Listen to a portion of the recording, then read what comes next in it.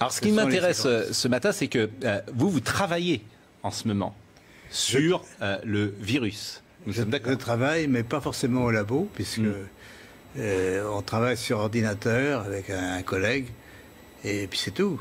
On n'a pas d'expérience, on peut dire, mais l'expérience vient de la maladie elle-même, de toutes les mesures qui sont faites actuellement dans les laboratoires sur les patients. Et vous êtes arrivé à certaines conclusions. Alors, nous sommes arrivés à la conclusion qu'effectivement, il y avait eu une manipulation au sujet de ce virus. C'est-à-dire? Eh bien, qu'une partie, je ne dis pas le total, n'est-ce pas, mais il y a un modèle qui est évidemment le virus classique, et là c'était un modèle surtout venant de la chauve-souris, mais à ce modèle, on a par-dessus ajouté des séquences notamment du VIH, le virus du sida. Mais quand vous dites on a ajouté, qui a ajouté? Moi, je ne sais pas. Et c'est pas naturel, c'est ce que vous voulez dire? Non, ce n'est pas naturel. C'était un travail de professionnel, un travail de biologiste moléculaire.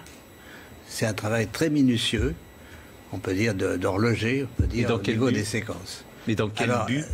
Dans quel but, ça n'est pas clair. Moi, j'expose, si vous voulez, mon travail, c'est d'exposer les faits, c'est tout. Je n'accuse personne, je ne sais pas qui a fait ça et pourquoi. La possibilité, c'est peut-être que ils ont voulu faire, on ne sait pas, on a voulu faire un vaccin contre le sida. Donc on a pris des petites séquences du virus et on les a installées dans la séquence plus grande du coronavirus.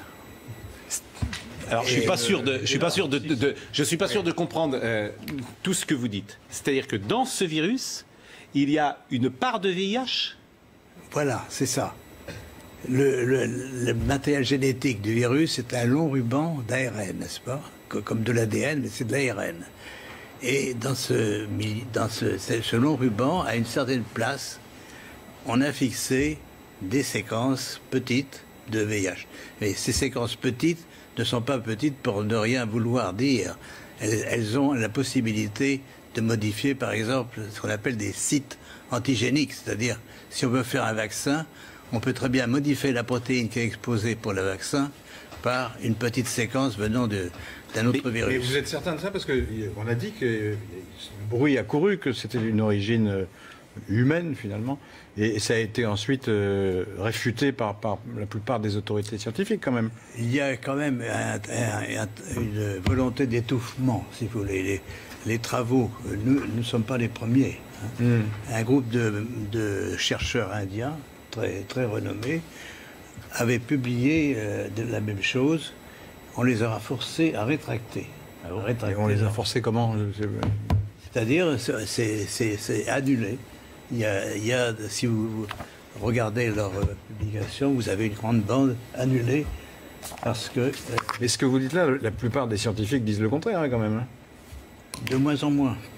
De moins en moins. Si vous voulez, ceci est arrivé au début de cette année et on voit de plus en plus de travaux qui suggèrent, mais moi je suis, on peut dire, hors d'âge.